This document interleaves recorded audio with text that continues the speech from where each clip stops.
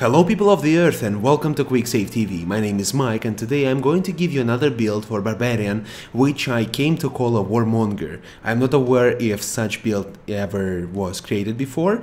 This build is partially created with the help of my friend, Otaku Forgako, a good friend from Russia, and well, essentially it's just me iterating on the build, and the build itself is the following.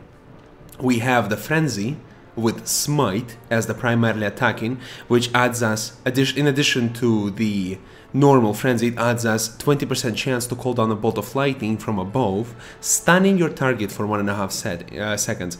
Because now I'm just gonna go ahead and tell you all the things I have here, and then go ahead and explain why or why not I would, you know, include or exclude things from this list.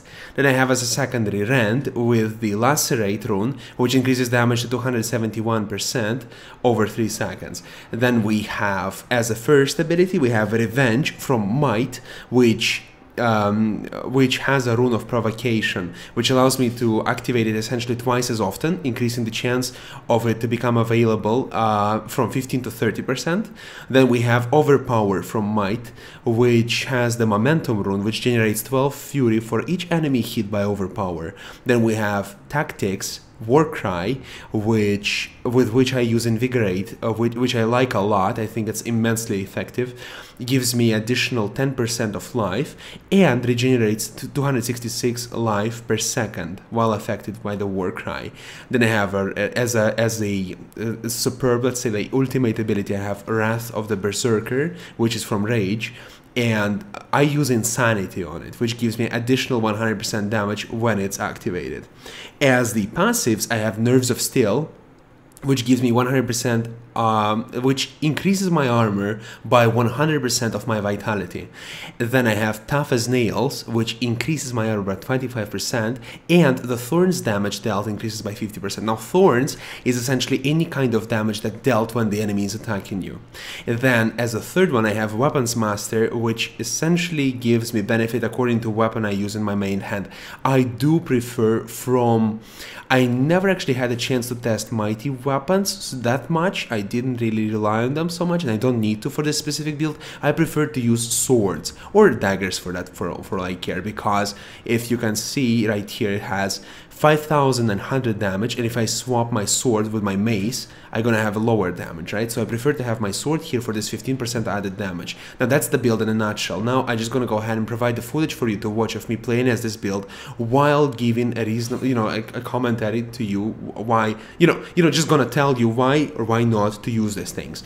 Now, I've been iterating on this build for quite a while. I'm playing on the Inferno right now, and as such, on Inferno there's just so many things. Oh, excuse me, Inferno, on Hell, there's so many things that changed compared to Normal and Nightmare. Normal was just a cakewalk. I would hardly ever die on Normal, and then Nightmare came. Nightmare became slightly more difficult, slightly more challenging. Some places were immensely challenging, especially at the end game. There were some randomly generated packs of creatures which were immensely strong due to their benefits. Specifically, I'm talking about Vampirism, I'm talking about Shield, I'm talking about Horde, especially when fighting in the last 4th act. It was a pain in the ass. It was ridiculously strong, and it made me think about my build and the way I actually use it. And now in this particular build for Hell, I actually tried to go ahead and make the most out of my abilities in that, so that I would stay effective in combat. As you can see, there's not much of the abilities that would allow me to stay mobile. There's no mobility abilities.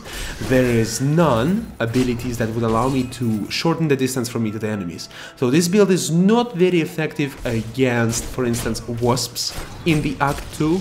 It's not going to be very effective against any enemy that attempts to kite you, but it is immensely effective against any kind of immense pressure from the enemy on you, and when you're surrounded. This build is immensely effective. Now, for primary fury generator, we use Overpower. Overpower is perfect for fury generating with the momentum rune, which gives 12 fury for each enemy hit by Overpower. So if you have even say 5 enemies surrounding you, 5 by 12, 60, you already have 60 fury generated from just using overpower. Plus it deals 165% damage, and it's quite effective within 9 yards. It's very strong. I mean, don't think it's not effective, and it doesn't cost anything. It has cooldown of 15 seconds, but the cooldown is reduced by 1% whenever you deal a critical hit. Okay, and it has a chance to lower, and it generally allows me to activate it quite often, and I like that it does not consume any of my rage, allowing me, or any of my fury, allowing me to use it anywhere else. Now, as primary attack ability, I use Frenzy, and I've decided to pick up Frenzy for this particular build because I like to use with it dual wield weapons. Okay, because I've been able to accumulate enough defense on this character, and I was satisfied with the way it was, so I just decided to roll with the dual wield weaponry because it gives me additional the attack speed. But you have to remember that technically you should have weapon damage very close one to another. So when you have two types of weapons, two one-handers, you want to have them as close to each other as possible. Otherwise, what's going to happen is you're going to hit the enemy with one very strong weapon, and then you're going to hit the enemy with one very weak weapon. It's not very cool, you know. The shorter the distance between them two is the best, okay? And because of this additional 15% attack speed, if I'm not mistaken, I think that is the case according to what people say, and according to my observation, it does increase, you know, and that's what matters. I'm not sure if it's 15%, but it seems to be the case, and I just don't want to speculate any further on that, so I don't, you know, spoil anything and don't have to apologize later on. I think it is the case because the one-handed weapons, two one-handed weapons deal more damage than one-handed weapon solo with a shield, but it might be because the second weapon just gives additional boost of strength, and that may be the difference. Okay, with Frenzy I use the stun, the smite rune, which allows me to, in 20% of circumstances, stun the enemy for 1.5 seconds. Now on hell it's not that much effective because many enemies have resistances against stuns, especially bosses, they like to resist stuns, but the thing is, when you fight against elite packs, it's just immensely powerful ability because Frenzy essentially with each attack consecutively up to 5 times adds you 75% bonus attack speed, which is incredibly powerful, and because you attack so quickly, any kind of control over your enemy will not allow him to actually go ahead and break this chain of attacks, and it's very important. I think it's very powerful, I like it a lot. As my secondary attack I use Rend, and I use it with the additional damage rune. Why do I do that? Because I use Rend, primarily to deal damage. I do not really care if it restores my health or not. For this I have Revenge, okay, but about this later. So Rend is my AoE damage output capability, as my Frenzy ability is single target, very immensely powerful attack, and it does not generate as much fury as other attacks, but it's immensely powerful against one target. And for generating fury, as I said, I have overpower, so I don't really care about it. My Rend ability is to spend this fury when I don't spend it on the Wrath of Berserker, which I usually don't. So there's only two consuming fury abilities. There's only Rend and Wrath of the Berserker. These two consume rage, fury, excuse me. Everything else generates it, otherwise does not consume it, okay? And yeah, that's about it. But then we have the Revenge, which is essentially my healing ability. Revenge as such has 15% chance to be activated every time you're hit, and it inflicts 220% weapon damage, which is immensely powerful, and at the same time you heal 5% damage for each enemy you hit.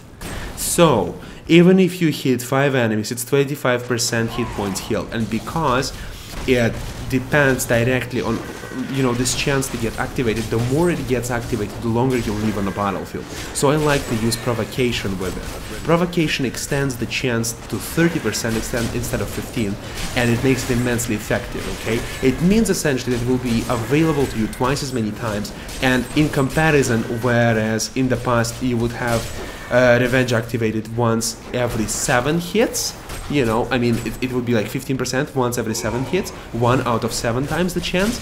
Now the chance will be 1 out of 3, which is, you know, it's twice the difference. It's very important. Now, as the tactical, I use the Warcry. It's my third ability. Warcry increases the armor for me and my allies if they were inflicted by the Warcry by 20% for 60 seconds. With it, I use the rune Invigorate, which increases maximum life by 10% which is really cool. I mean, you can imagine, right? When in my case I have 34,000 hit points. When I use the rune, I jump up to 37,000. Okay, 36 and a half. It's very, very powerful ability. I totally recommend you to use it. It's very powerful. And at the same time, Invigorate allows me to get additional 266 life per second regeneration. And it's a lot, okay? And altogether, with my basic life regeneration and the regeneration from Invigorate, gets to such a crazy amount that I easily get this, you know, such a gigantic regeneration of 550, which is essentially 1,000 every 2 seconds, which is great. If you will be forced to run away from the enemies, and you will on hell, quite often that will happen, this is immensely powerful ability. And for the rage ability, the last but not least, I use Wrath of the Berserker, which does several things and has a long cooldown of 2 minutes. It costs 50 fury, but because of the way the build is designed, it's not a problem to accumulate that much. You will never be in need of fury, believe me. Anyway, you enter a Berserker rage, which raises several attributes for 15 seconds, and it raises a lot of attributes. Critical hit chance by 10%, attack speed by 25%, dodge chance by 20%, and movement speed by 20%. Also, you get the Insanity, which, while active, your damage is also increased by 100%. In essence, this is an immensely powerful ability. Not only it does increase your outright damage, it increases your survivability and speed on the battlefield. It allows you to catch any kiting enemies, and it essentially is very effective against elites and bosses. This is just immense, okay? And with the rune Insanity, I use Insanity with it because I like this additional 100% damage. I mean, who wouldn't, right? And in essence, I deal like 10,000 per hit easily with every strike. And it is not to mention when I use abilities such as Overpower, Revenge, and Rend, shit gets crazy, shit gets serious. Whereas with a simple attack, I easily jump from, you know, up to 8-10,000 easily. Then the passives, of course it's to be used on elites, you know, it's not, you know, for every encounter because of the long cooldown. Then as passive skills we use Nerves of Steel and Tough as Nails, which are essentially armor increasing abilities. The Nerves of Steel increases the armor by 100% of vitality, and because vitality in this particular case, in my scenario, is essentially I have 1,300 strength and 940 vitality, which is essentially 4 strength, 3 vitality. I kind of like it, but I would be more satisfied if it would be probably 1-to-1 in this circumstance, or I would like to maintain my current strength and get higher vitality if possible, because strength outright influences your damage and influences your armor, and in my case armor without the buff is 63%, with the buff, I'm talking about the war cry, is 67%. Quite strong, okay, I'm satisfied, but it doesn't get too high, and now there's no point for me to invest any more in strength. My damage is again satisfactory. We have 5,900, very good, and you know, 57th level, I'm pretty satisfied. Probably not perfect, but satisfactory. And so I would like to have higher vitality. So this passive essentially yields me additional 1,000 of armor, which is great. It would be a difference of 10% or about it, might be higher. But it progressively lowers, it diminishes as you get higher and higher. But you know, very good thing, especially since I don't use the shield. Tough as Nails increases the armor by 25%, another great ability, and the Thorns damage dealt increased by 50%. Again, to be most effective, one could argue that you have to use the Thorns with the Tough as Nails, right? You have to use equipment which gives you damage return at the enemies that attack you. I do not necessarily agree with that. I mean, I'm not gonna argue that it's more effective, but in my case, I don't really use it, and the bonus armor is essentially very effective and still very worth it. And then we have the Weapons Master, and I use it because I want to have this additional 15% damage because I use the swords in my main hand. My second hand I put something, whatever it is, and you know, I'm pretty much satisfied. It works quite well, quite satisfactory. I have gigantic damage output boost because of that. And yeah, I was between Weapons Master and the how's it called? The brawler. Whenever there's 3 enemies within 8 yards from you, all your damage increases by 30%. It's kind of cool, right? But excuse me, you have to depend on these enemies around you. And 8 yards, is very close, okay? So you constantly have to be in the middle of fighting, whereas when you fight against bosses, you will not have this opportunity most of the time. So I went with Weapon Master instead. So yes, this is the build in a nutshell. I'm sorry to talk fast. I hope you could catch up something from it, because there's a lot of information and I would like to compress it. I hope you could learn something from me, and if you enjoyed the video, please go ahead and put a like on it, because it helps me immensely and I value your support. Be sure to leave in comment and to tell me in comments what you think about the build, what is your opinion about things I said, and of course if you agree or disagree with something, I would be glad to hear your opinion and answer your questions. Have a greatest day, good luck in Diablo 3, and kick, you know, the main boss's ass. I'm not gonna tell you who it is. Good luck, have fun, and come back for more videos. Bye bye.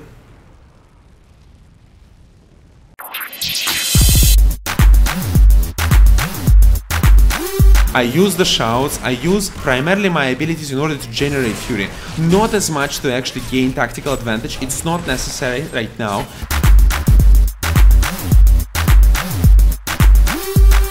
Always have a safe base, a flat level below which you don't want to spend.